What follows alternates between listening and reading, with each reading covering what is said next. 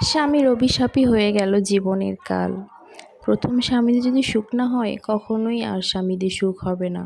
প্রথম বিয়েটা হয়েছিল পারিবারিকভাবে, আর সেই বিয়েটা হয়েছিল আমাদের গ্রাম থেকে অনেক দূরে।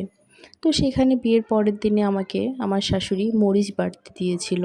আমি ছিলাম ফ্যামিলির একমাত্র মেয়ে। তাই আমার মা আমাকে অনেক আদরভাবে, অনেক যত্নে, কখনো আমাকে রান্নাঘরে যেতে দেয়নি, এভাবে মানুষ করেছে।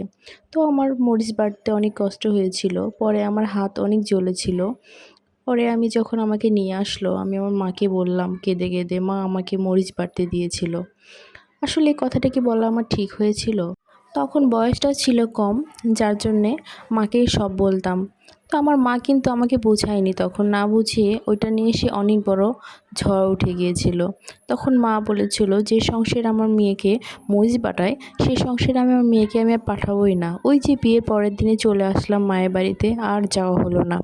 আমার স্বামী আমাকে অনেক চেষ্টা করেছিল ফিরিয়ে নিয়ে যাওয়ার জন্য, কিন্তু তা আর হয়নি। শেষমেশ কিন্তু ডিভোর্সটা হয়ে গেল।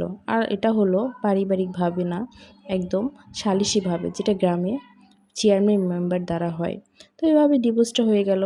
যখন হলো, তখন সিগনেচার হলো, তখন কিন্তু আমি স্বাভাবিক ছিলাম, কারণ আমি তো আমার মায়ের পক্ষে ছিলাম, বা আমি যাব না, আমি খুশি ছিলাম। কিন্তু আমার হাজব্যান্ড অনেক কান্না করেছিল। সে চাচ্ছিল না যে কখনো এই সম্পর্কটা ভেঙে যাক। লাস্ট পর্যায়ে সে যখন সিগনেচার দিল এবং তাকে ফ্যামিলি যখন সব নিয়ে যাচ্ছে ওকে, তখন ও কান্না করতে করতে একটা কথা বলেছিল যে তুমি আমাকে দিয়ে কখনো সুখী হতে পারবা না আমাকে রেখে। ওই যে কথাটা বলেছিল, আমি কিন্তু ওইভাবে কথাটা নিইনি।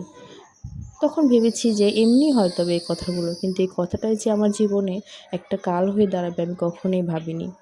তারপর আমি এসএসসি পরীক্ষা দিলাম।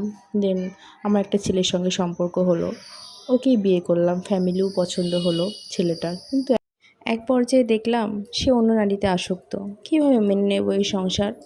জীবনে বড় ভুলটাই তো আমি করেছি, যার মাসুল এখন দিচ্ছি। সো হ্যালো প্রিয়ন, এটা কিন্তু একটা গল্প ছিল যা আপনাদের মাঝে শেয়ার করলাম।